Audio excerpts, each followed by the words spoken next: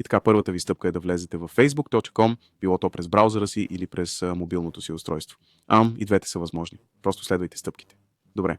И така, след като сте влезли в facebook.com, влезли сте в акаунта си, търсите да премахнете историята си на гледане. Това става като просто кликнете на иконата на профила си горе вдясно.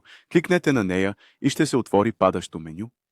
Сега, в това падащо меню, просто кликнете на настройки и поверителност. А след това, където е дневник на активността, кликнете на него. След като кликнете на дневник на активността, ще се отвори меню.